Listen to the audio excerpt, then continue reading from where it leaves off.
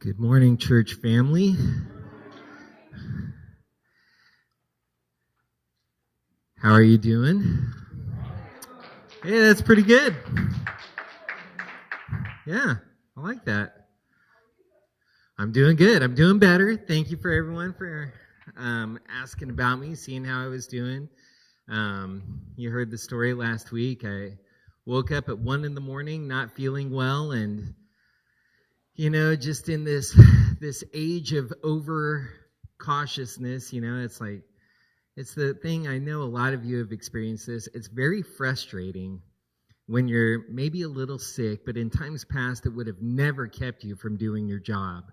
But now it's like, oh, I better stay home, and it's super frustrating. But I felt like maybe like later on in the afternoon, I felt like the Lord was giving me one of those times that I actually typed about in the message that Tori delivered, that God was forcing me to lie down in green pastures. So I just took a rest there, but I'm doing better and really happy to be with you. I'll let everyone know, too, who's watching online. I've been getting messages this morning and the last few days about people who are sick. Some people got the, I guess we'll stop calling it the Rona. Maybe it's the Cron now or whatever. Some people got the Cron. But we love you. We're praying for you. So get better soon so you can be back here with us and we can enjoy your smiling faces. And it's good to see everyone this morning. Well, I have the pleasure this morning of delivering to you the church report.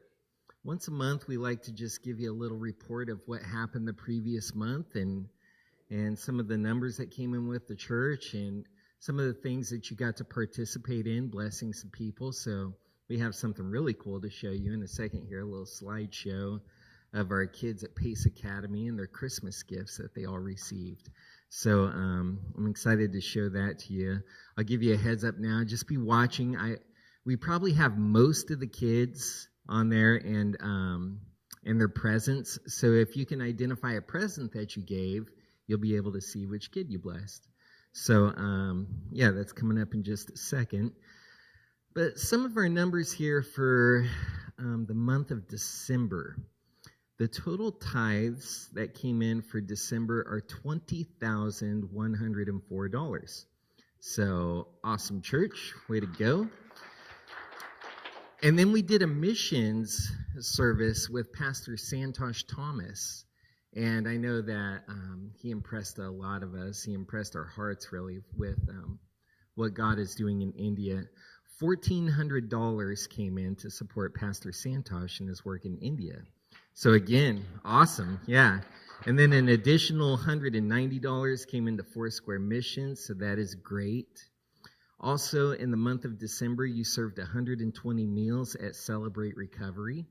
That's one of the easiest ways we have of just kind of tracking the impact in that area. So CR is just doing such a good job. We have great, faithful leaders there. Anna's still working with CR. Ray's working with CR. Wayne works in CR. I know, Tori, you're there every other week contributing. In fact, I heard you just gave your testimony there the other night. So awesome, hun. You're preaching here on Sundays. You're giving your testimony on Mondays. It's like, what do am I even needed anymore? I'm not sure. So actually, I'm just going to sit down again today. Okay, so great job. Our average in-person attendance during the month of December was 98 people in person, and our average online services had an average of 47 views per service. So in other combined services throughout the week, including children's ministry, things during the week, or youth group, prayer meetings, stuff like that, we had about 46 people we ministered to during the week. And then Pace Academy, you delivered 36 Christmas presents for the kids at Pace Academy. So that looked a little something like this. Here is our kids and some of the teachers and faculty. There's the presents when we delivered them all. There's Miss Melody. Yep. And see, here's some of the kids. You can start to identify your gifts. Yeah. Yeah. This little guy was so funny. Yeah. They were loving it. Yep. Yep. Yeah. Yep. I think somewhere soon we have to oh yeah. It's funny, a lot of these little kids, I've gotten to know them even in our SARB meetings, things like that. Kind of know their families a little bit. Looked like they had a waffle day too to celebrate, which is always good. We should do waffle day. There's Sam. Hi, Sam. Yeah. I think there's just a few more here.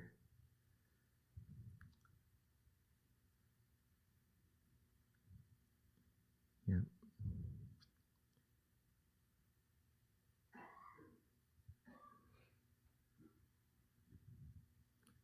Yeah. So those are the little kids that we got to bless on Christmas. So great job, church. And yeah, it made a huge difference for the kids in that school, as we've shared before, that for a lot of them, that would be maybe the only Christmas present they got that year. So it's an awesome thing that our church got to do with them. So super thrilled for that. Are you ready to get into the Word? Me too, but we're going to take kind of a roundabout way of getting there. It's going to be a little bit different today, but just bear with me, because I've seen the confirmation of the Lord many times over the last couple weeks on what I was going to share today. It's not your typical sermon, and because of that, when I would get away from my notes for a while, I would start to get nervous about it, and it's like, okay, I'm going to abandon that and do something different. And then I would go back to it, and it's like, no, I feel like this is the Lord. And even a couple of the things that were said in this morning's service, the first service, really confirmed that this is what God would have for us. But, you know, we've been in this we're about 2 weeks into our time of fasting and prayer, this 21 days of fasting and prayer. And I have been thoroughly blessed by this so far. And I just hope that God, if you've been participating, even if you haven't been, it's fine. Don't let this put anything on you because of that. But I really hope that God has been blessing you during this season as well, and just kind of making things clear for you. I have been seeing God's provision, and even like the assignment that God has for my life just increasing immediately over the last couple of weeks. And this is one of really the best times of seeking that I've ever had. And I've really enjoyed how we have been partnering with the larger Foursquare family in doing this. Now, if you don't know what I mean by that, I mean like our denomination nationally, the Foursquare Church, has been entering into this 21 days of fasting and prayer.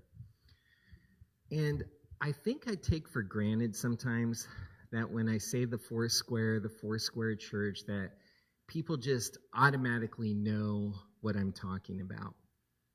I didn't grow up in the Foursquare Church. I've been licensed with the Foursquare and then ordained with the Foursquare for only about 14 years now that I've actually been licensed with them. I grew up in the Assemblies of God, and then after that I was first licensed within the Church of God out of Cleveland, Tennessee, and then after that I transferred my license into the Foursquare Church. But growing up in the Assemblies of God, if you grew up in the Assemblies, you knew who and what the Foursquare was because they were so similar in doctrine that, if you were in the Assemblies, you knew what Foursquare was. If you were in the Foursquare, you knew what the Assemblies was. And even kind of a little bit of rivalry there on a friendly level, like some jabbing when you ran into other people. So, I've just grown up my whole life knowing what it is. But I think about it, if you come into it not knowing what it is, if you just had no prior understanding of what it is, and I say the Foursquare, that's kind of an odd name, really. I mean, it's like the Foursquare. What does that even mean? What is the Foursquare? But the Foursquare Church was started early in the 20th century when there were revivals happening all over America. And there was a lady named Aimee Semple McPherson who around the early 1920s, early on, started preaching her way across America, starting on the East Coast. And it's been a while since I had to study through all of this and learn it from my licensing process and everything. So I may not have it perfect. Dora, forgive me. But, she started on the East Coast. I think she had her 2 kids with her. And she had like this old Model A looking car, and on the side of it was painted, Jesus Saves, right? And she just started out across the United States preaching revival meetings wherever she stopped at in all these different towns. And they were kind of growing in size, and she was growing in people knowing who she was. And finally, she stopped in Los Angeles down there at Echo Park. And she started preaching revival meetings at the spot, and they were growing and growing and growing. Finally, they decided to build a church on that spot, and they had some money saved up. So they talked to a contractor, and he looked at their amount of money and what they were wanting to build, and he said, "Well, you have just about enough here to dig a hole, right?" And she said, "Well, you dig the hole, and God will fill it." And they built this beautiful church known as Angelus Temple down there. It's the first Foursquare church. And when it was completed completely paid for, right? So I think early on, they were having something like 26 services a week down there or something. Just packed every single time, thousands of people. And it became known as a Foursquare church, or the Foursquare church, because she really just focused on this fourfold presentation of the gospel, that Jesus is our Savior, Jesus is our baptizer in the Holy Spirit, Jesus is our healer, and Jesus is our soon-coming King, right? So that fourfold focus on the gospel is what birthed the Foursquare Church, right? And that's really what it was about. And they started sending out church plants from there, and it just started to grow into this denomination, and that's how it all started. Around 1923, I think, is officially when the denomination first started. So since those beginnings, it has nearly 9 million members globally, right? So it's grown a little bit. And as I said, I've been in this particular denomination for about 14 years now. And I share this with you. One, I'm not historically the biggest fan of denominations, right? I grew up in a denomination that actually asked us to leave after my mom was divorced, and then when she got remarried, we were put out of that particular denomination. And then we were taken into another denomination that went ahead and licensed my stepdad, but we really had no connection with them. And actually, when I came into the Foursquare, I was in the process of taking the church I was pastoring at the time independent. We had just formed our own 501c3, and we're really just on our way to becoming an independent church. And I met a pastor, and he told me, "You should join the Foursquare." And honestly, just like this, I was like, why on earth would I want to do that, right? I've experienced all this before. And his answer, it was the initial hook that got me interested. He said, because the Foursquare is a family, man. I mean, I remember just the look of shock when I said that to him. Why would I want to do that? And he was just like, because it's a family. Like, why wouldn't you want to do it? And I thought that was such a cool answer, because I wasn't looking just to be associated with some kind of organization. I was looking to be a part of something that would be connected. So after that, I was introduced to Pastor Jack Witt, who was the area pastor, or back then they used to call it the divisional superintendent. And I got to meeting with him, and not only did he bring me into the Foursquare family, but we also became incredibly close friends, and he became a mentor to me, and the rest is history. I ended up at this church, pastoring this church, and that was kind of the process. So that was one of the things that initially drew me to it, was that sense of family. But the other thing was some of the polity, like the governmental structure of the Foursquare Church, is super valuable to us in ways that we don't even really fully appreciate all the time. You don't really see a lot of Foursquare churches go through church splits, right? Like, I grew up in a movement where church splits were just a way of life, right? And, many denominations could be characterized by church splits, where there's some sort of, area of division within a congregation, and they just can't come to an agreement on it, and boom, they split into two different churches, or sometimes even more. You don't see that in the Foursquare. And what I've noticed is that church splits usually revolve around two things. They revolve around property, and they revolve around pastors. And the Foursquare, God just somehow led this movement to get it right, in that ultimately the Foursquare Church, the denomination, owns all property. And for some people, that's a little off-putting sometimes. It's like, what do you mean? They own our church building that we're buying, we're paying for it? Yeah, we do have some autonomy over this, and it is our church building. It couldn't just be taken from us. But we also can't fight over it either, right? There's no decision to be made on this. It belongs to the Foursquare. We can't sell it. We can't go different directions with it or take it somewhere or anything else. This belongs to a movement that is settled on it. Believe it or not, it's a blessing that is taken out of the congregation's hands. It really is. And then the other thing is, I grew up in a movement that every time there was an annual business meeting, the pastor wondered if he would come out of it still having a job, right? Every year they would take a vote of confidence on the pastor, and if somebody was upset with the pastor, and I know because I saw this happen to my grandparents a number of times in their ministry career, if you will, in their calling, that somebody gets disgruntled, they rally some people, they cast a vote, boom, you're out, right? And then people would get upset, and some would go with that pastor, and boom, you have a church split, right? And in the Foursquare, I'm appointed, right? Pastors are appointed by the district to the church. It doesn't mean that pastors don't have oversight or there isn't, some checks and balances to it, but what has happened is, a couple of things have been removed out of what we have to take care of that sometimes can cause division, so we can just be kind of unified in what God calls us to do. So I've been super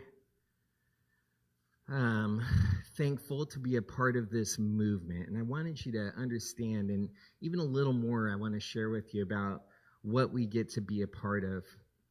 This last week, on my first day of fasting, right, or 2 weeks ago actually, on the first day of fasting, seeking God's will. God, what do you want for my life? What's next for the church? What are we doing, Lord? Those type of things. Drawing close to Jesus.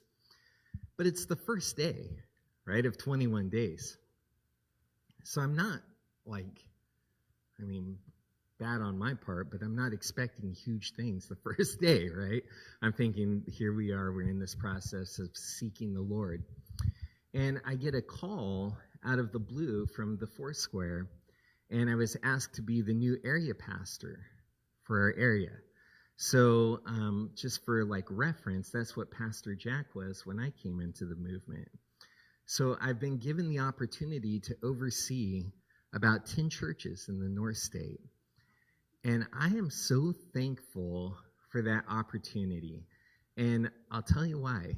I have had some very strong thoughts about how that job should be done, right? And for God to give me the opportunity to start to influence and impact those churches in that way, I am super grateful. You know, the conversation goes the way that it always goes. They call me on the phone. They're like, hey, we know this is a lot. Take some time. Pray about it. I said, look, I'll take some time and pray about it if that makes you feel better. But I'll tell you right now, the answer is going to be yes, right? I have prayed about this. They said, good. We're good to go then.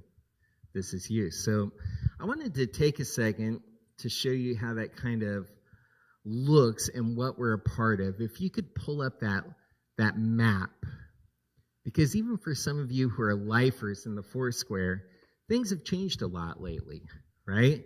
This is the way that our Foursquare district map is currently constructed. So we're a part of that blue district, of course, which is known as the Western District. And that district now, you can't see the lines on here, but that district has been divided into about 3 parts known as regions, right? So each region has an overseer over that. So our region is Utah, Nevada, and the northern part of California. Almost like the old Central Pacific District, if you're familiar with that. But that's what our region is. And then within that are smaller sections known as areas, and that's what I've been asked to be a part of. So a couple of weeks ago, I showed you a video by our president, Randy Remington. Do you remember that when he talked to us about fasting, things like that? So up here is the next slide, is our Foursquare president, Randy Remington. And then that blue zone you saw that we're a part of, the district, our district supervisor now is the next slide, please, is Billy Calderwood, right? He is over that district of states that are kind of grouped together. And then our regional pastor is Heidi Mesner. She's over that area of Utah, Nevada, and Northern California. She would be my boss now. This is my direct boss here in what we're a part of in this system. And then that breaks on down into area pastors, which is what I am now, over about 10 churches. I want to show you a video that I received a couple of weeks ago from our district supervisor, Billy Calderwood. And there's a couple of reasons I want to do that. One, and bear with me here, because I promise this is going to come home to you in just a little while, okay? But one, I want you to know, like, who the leadership is, who is really caring for and tending for our churches in our nation. Two, what he says is directly addressing pastors. But the message he gives in this little short video clip is super powerful. And if you can just sort of in your mind as he's delivering this message, take it out of the realm of just being addressed to pastors and receive the word that's being said in it, right, for all of us, it is very impactful. In fact, it's so on point with what I feel like God has been saying to this church that I knew I had a couple of choices. I can either just plagiarize him and do it myself, right? Or I could just show you this little clip, and that would not only introduce you to him, but it would show you the word that God is speaking to our church. So The first half of this, it's not very long. It's just several minutes long. The first half is a little bit heavy in the Foursquare, like pastoral side of things. But there's this mark a few ways through it where he just kind of shifts gears, and you can tell, like, because he's a pastor, he's an old preacher, right? And you can tell he just starts preaching. And the last half of that is something I believe that we all need to hear. So go ahead and start that. Pastors and leaders, greetings. I've got some important information today and also an encouragement for you as we round the corner into a new year. Reality is always our friend because it's in reality that God promises to meet us. Your reality is your friend, no matter how painful and uncomfortable and challenging the nature of your reality in this moment might be, because reality is right where God promises to meet us. And it's time for us as we begin this new year to tell the truth to one another and before the Lord about what's really going on in our lives, in our ministry context, and even in our Foursquare family. The past couple of years for so many of us have been filled with challenges that have left us feeling a sense of fatigue. I know that I feel that somewhat, and I'm sure many of you do too. And many pastors and leaders that I've been talking to have felt this sense of fatigue. Also, these challenges have led to many leaders that I've been speaking with feeling a sense of failure. Maybe that's some degree of moral failure in your life. In your exhaustion, you've returned to wells that you did not intend to return to again. And there's some shame that's come along with that. Maybe it's a sense of professional failure. I've not seen the fruit that I wanted to see. I've not attained the objectives that I meant to attain. For many of us in our ministry context, there's been a sense, not only just of personal fatigue and failure and heartbreak and setback, but there's been for our ministries as well. This has been a time where pastors are speaking in percentages. It's no longer how many people are coming to your church. It's what percentage of people are coming back to your church after 2 years of pandemic. And I don't know very many pastors that are celebrating in this moment right now. This is the greatest season we've ever had in ministry. Many of us are dealing with realities where we've experienced setback and different types of challenges in our current environment. Lastly, it's also important for us to tell the truth and acknowledge the reality in our Foursquare family. Many of you are aware of this, but the Foursquare movement in the United States, our denominational infrastructure is running on $17 million less per year than we were merely 4 years ago. Now, some of this is good news because of the return of the tithe. If you were participating in the tithe and sending in 10%, now 5% has been returned to you to further the mission of Jesus that you're called to do in your local context. But I will tell you this, 4 years ago, I served on the district council in the SoCal district of Foursquare churches. And our budget then, for a district 1/3 the size of the current Western district, was about the same. We're trying to do a lot more with a lot less. And it's important to tell the truth about these things. We still deeply desire to see our churches grow, to see our families flourish, to see our personal lives strengthened and rooted, to see our denomination and our district really flourishing in the things of the Lord and really flourishing in all the ways that they can flourish. But it's important for us to be truth tellers in this time. It's important for us to talk openly and honestly about the realities we all face, and that there be no shame in that. In a few weeks, you're going to get some important information from our district. You're going to get some information about our regional pastors and our area pastors and the new nationwide regional and area pastor structure that's going to help us stay very well connected to one another and serve one another in the Foursquare tribe really well. You're going to be hearing about some upcoming gatherings in the month of March, where we're going to try to get into all the different places in our district reasonably close to where all of our pastors are and gather together to hear what God has to say to us, to minister to one another, to deal in reality, and then talk about what God is doing in our midst. But right now, this week, we're entering into a period of 21 days of fasting and prayer. And I want to encourage you in your time of fasting and prayer to be people who tell the truth. before the Lord, before one another, people who deal in reality. Remember that reality is always our friend, no matter how painful that reality might be, because it's in reality, our current reality, not some wished for reality. In our current reality, that's right where God promises to meet us. It's why the psalmist can say in Psalm 23, even though I walk through the valley of the shadow of death, I will fear no evil because you are with me. Whatever your valley of the shadow of death might feel like right now, I want to give you the encouragement and the reminder that God's not abandoning you there. He's with you. The people of God, faithful people of God, throughout the narrative of Scripture have always dealt in reality. Goliath's spear, it says, was the size of a weaver's beam. I don't know what that is, but to the original audience, it was incredibly specific information about the reality that David and the people of Israel were facing.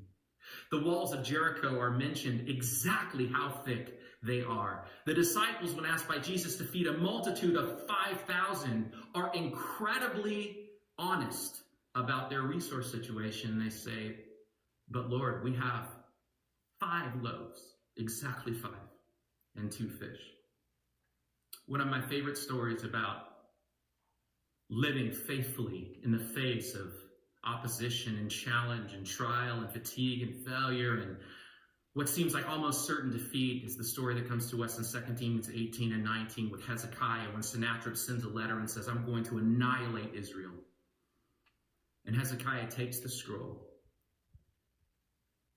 and he unrolls it in the temple of the Lord and he lays it out before the Lord and he says, surely God, you see and you know these threats. But our eyes are on you. We don't know what to do, but our eyes are on you, and we're trusting the God who is bigger than this reality. Friends, it's important for us not to varnish things and have this Pollyanna, speaking evangelistically, varnish everything with optimism, lack of reality right now. But as we tell the truth, we remember one thing. We tell the truth in the presence of a God who knows, the God who sees, the God who hears, and the God who has the authority and the desire to write the last sentence in your story, in my story, and in our story. I look forward to spending more time with you pastors and leaders in the days and weeks ahead. But for the next 21 days as we fast and pray, would you join me, bringing whatever realities we face, no matter how tender, no matter how painful, no matter what fatigue, no matter what sense of failure, no matter what lack of resource, no matter what overabundance of joy, no matter what obstacles we face, no matter what's changed or what's remained the same, one thing is true. God will have the last word in your situation, in your ministry and leadership context, in your church, in your family, and in the Foursquare tribe in the United States and around the world. Let's come prayerfully, fervently, honestly before the Lord without shame and do what Hebrews says, to come boldly before the throne of our gracious God, that we may obtain mercy and find grace to help in our time of need. The Lord is with us in the middle of whatever we're walking through right now. Look forward to being with you soon.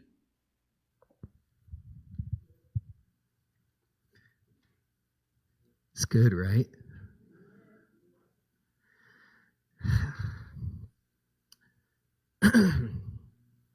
This accepting of reality has been something God has been laying on my heart for our church. You know, it was interesting to me at the end there when he's talking about, you know, that trying to kind of varnish what things are and speaking evangelistically, which means kind of pumping things up more than they really are and what that can do. I feel like there was a season for our church when we were first coming out of the pandemic and still, you know, kind of figuring out what we were now and how we did church. And, you know, I feel like there was this pressure, not just on me, but I almost felt it in all of us to kind of make things better than they actually were. Make things seem better than they actually were. And there was a fatigue of doing that to me. And it's interesting that we're doing this on the same day that we did our church report. I wasn't even planning it in that way, but honestly, that was a lot of the motivation for me to start giving this church report each month in church. You know, I've never, ever been in a church or seen a church that gets up and reads a report like that once a month about what the tithes were, how many people came, blah, blah, blah, blah, blah, here's what happened, da-da-da, you know, and there it is. It feels so weird to me to do it, honestly. I've asked people before, it's like, do you think that's weird? And they're like, well, we've never seen it done before. Honestly, though, it's because it's really the same heart behind it as what we just heard.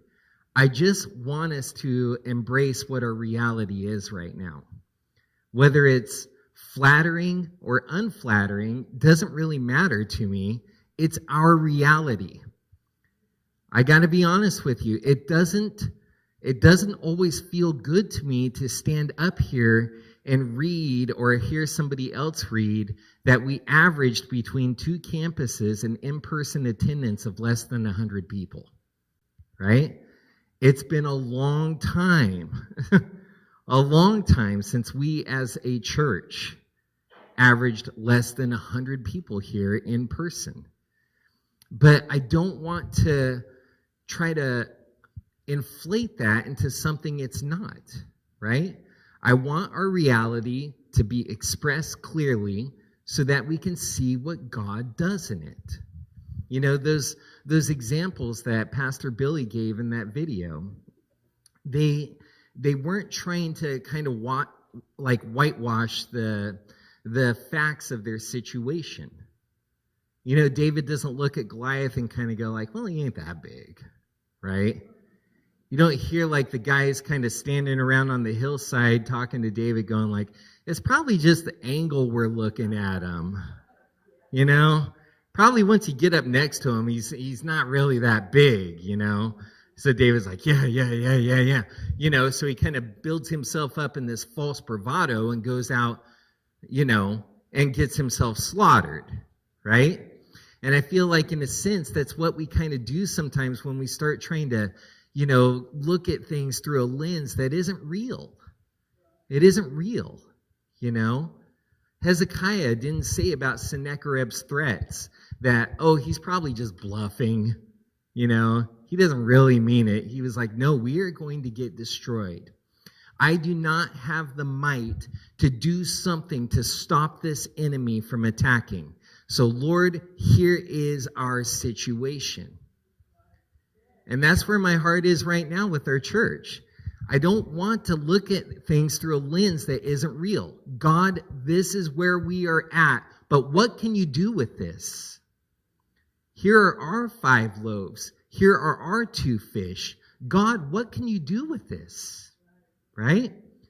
God can do a lot with it. He can do a lot. But I think it's important for us to be real with the Lord. I think this extends past just a Foursquare level or a local congregation level. I think it's really comes right down to each and every one of our personal lives. I have a friend, Rob Geiler. Probably some of you know him in this room. He pastors over in Utah, in Ogden, Utah, and it's I think that's just, I'm not an expert in Utah. I've been there, been to his church, but I think it's just north of Salt Lake City, you know. But he's connected with a lot of people in Salt Lake City.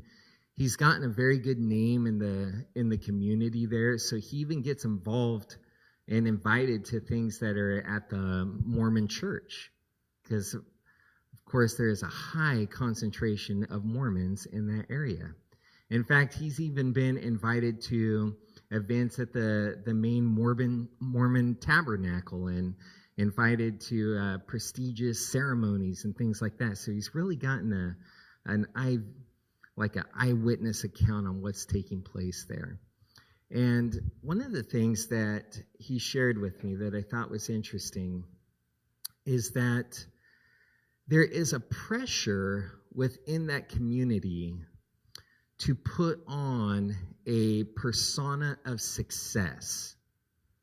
Like not even just on a large congregational level, but even on an individual level.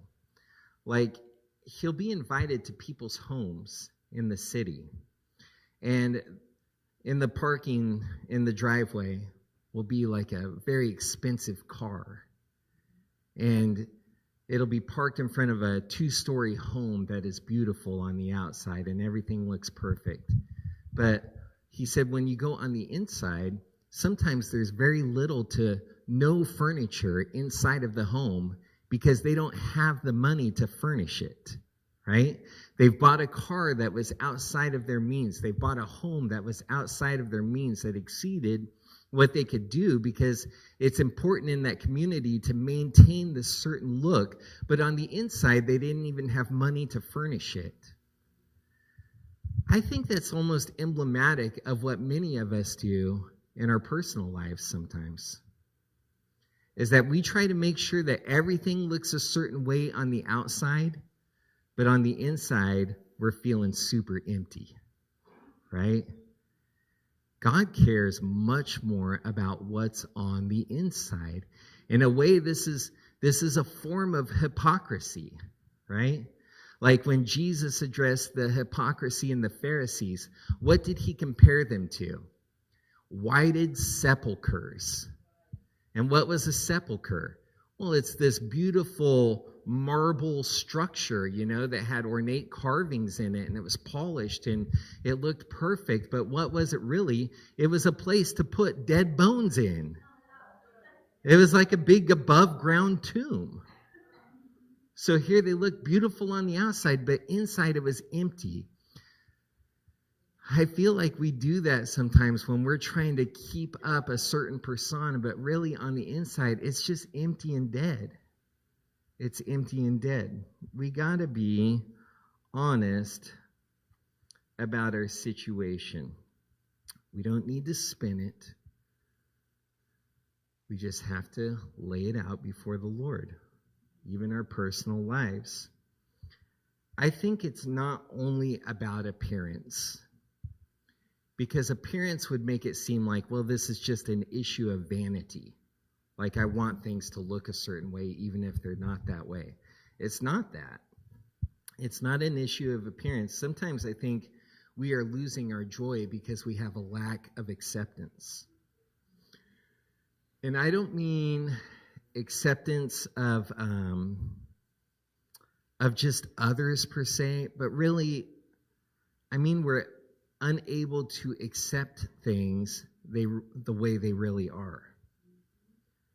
Whether it is the factors that currently exist in our life, or even the people who are directly a part of our life, I feel like sometimes we are unwilling to accept them the way that they are. You have a reality.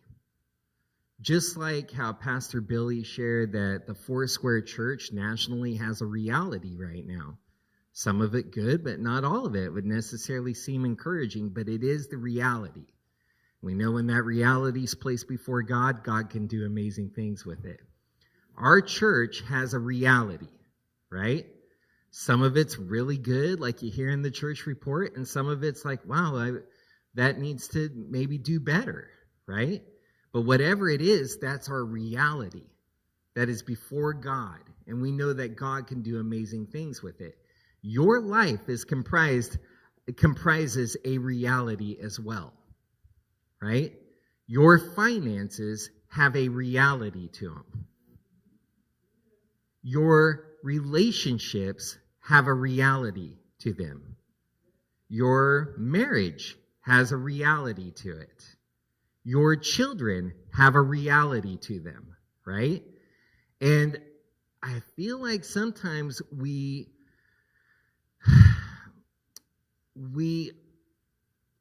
almost restrict the hand of God in our own life because we're trying to portray those things as something they are not, or we spend all our time wishing they are something that they are not. If you're married in this room, can I tell you something? Your spouse is who they are, right? And sometimes it feels like the longer you get into a marriage, the more you start to pick at each other. And you start to wish the other person was different than they really are. That's not how it works. You think, oh, if they were only like this, we could do more of this. Or if they were only more like this, our marriage would be more like this. That's not the reality of it. The reality of it is, let's lay this before the Lord. We are exactly who we are. God, what can you do in this marriage? Right? Your kids are who they are. They are the way they are. Right? God, here are my children. Stop wishing things were different than the way they are. God, what can you do in their life? How can you be glorified in their life? This is the reality of it. I hope this makes sense to you, because I really feel like sometimes we're trying to put this veneer up of how we wish things appeared, right? Can I tell you something? A lot of people see right through that stuff. But you know who sees through it every time is God. God sees right through it. And if we were just honestly laying those things before him, whatever it is, just like with the church, just like with everything, God, these are our loaves and fishes. It's not exactly what we were thinking it was going to be, but what can you do in this? It's so awesome what God can do.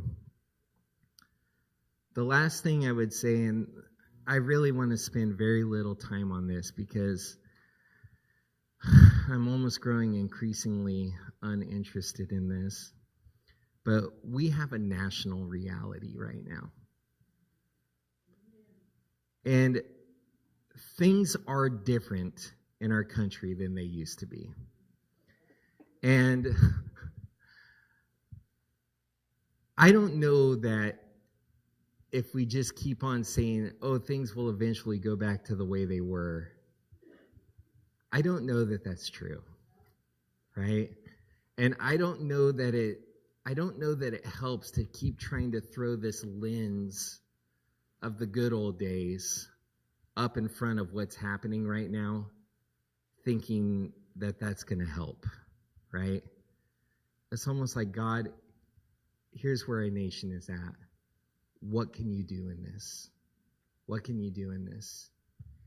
In a way, our nation is being divided right now, even by a media system that does not report reality. All of them, and I mean all of them, right? I'm sure a majority of us in this room probably skew towards the conservative side, right? I'm sure of it. All of them are presenting a narrative. Whether liberal or conservative, it's a narrative of how they want things to be, but it's not a reporting of the reality of what is. Right? And because of this, our nation is being ripped apart from really just a lack of reality.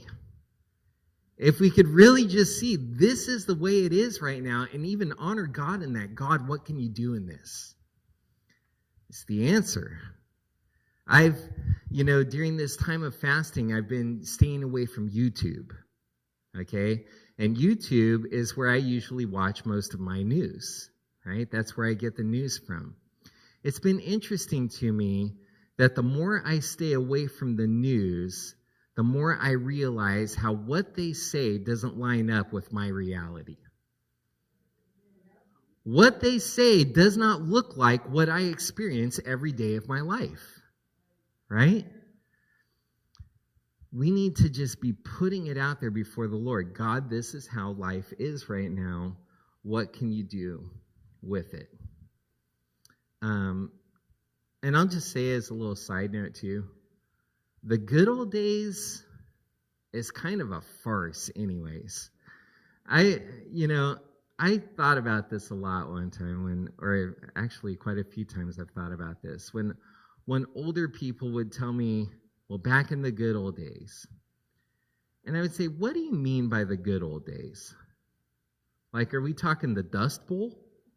You know? Like the Great Depression? Or are we talking about the 40s with world wars? Are we talking about nuclear threats? Are we talking about the 60s? The 70s? Are we going to call bell bottoms the good old days? Right? Vietnam War and all that stuff that was going on. Right? The 80s, parachute pants, maybe. I mean, you're talking more my speed now. Right? But it's like, I came to this conclusion that when people were talking about the good old days, they literally only meant the 50s. Really? Every other decade, it was like horrible, right? I think they meant the 50s. And even when they tell me about the 50s, which seems like this golden age in the United States, I remind people that we still had segregation in this country in the 50s.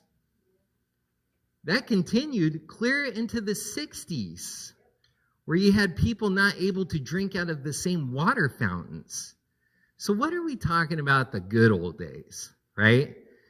Every period of time has its good points and its bad points, right? And this one will be no different. It will be no different.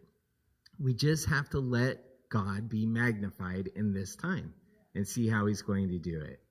It's the same with our lives too. Don't put up a veneer, a facade about how whatever. Just let it be what it is before the Lord and see what God can do with it. Amen. I'm going to send out something to you this afternoon. I'll send you out a link to it through the Breeze email. But I read earlier this week a blog by Pastor Jack that was all about like putting off the mask. And honestly, I had this message prepared before I even read his blog. But it talks about the fatigue that people experience as they're trying to live in this persona and how that damages our relationships. It's got some helpful tips in it too. And it so just complements what I feel the Lord is saying to the church. I want to send that to you. So it'll just be a link. You can click on it.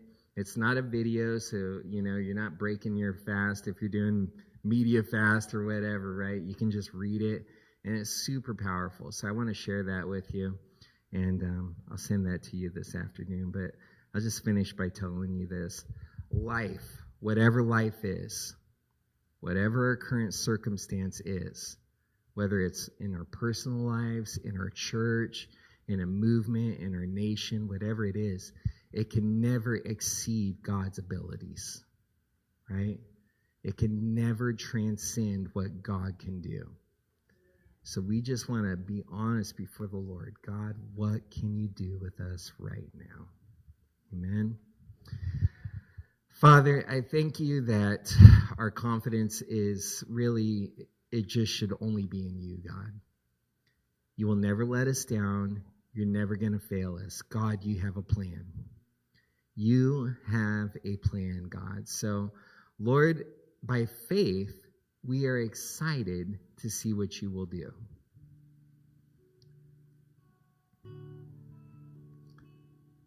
There is no one like you, Lord. And God, in each of our lives, we have some sort of Sennacherib threatening us. In each of our lives, we have some sort of Goliath threatening us. We have some sort of shortage, God, where it looks like we can't feed the multitude, God. All of us are dealing with something like that in our lives, God. And honestly, Lord, it seems too big for us, and it is too big for us. God, it's too big for us. But Lord, it's not too big for you. So God, we lay whatever we have, God. I was thinking about that worship song that Tori led us in, where it was, here is where I lay it down. Every burden, every crown, whatever it is, God, we just lay it before you, Lord. Knowing, God, that you can take whatever it is, if it's sorrow and hurt and pain, or even if it's some kind of provision, God, you can take it all and use it for your glory, God. You will bear much fruit in it. So, God, here we are. We bear it all before you, Lord. This is who we are. This is what we are. This is what we have. God, it is yours. Have your way, Lord. Have your way, God. Have your way, Lord. We need you, Lord. We thank you for this, Jesus. In your mighty name we pray. Amen. Amen. God bless you, church.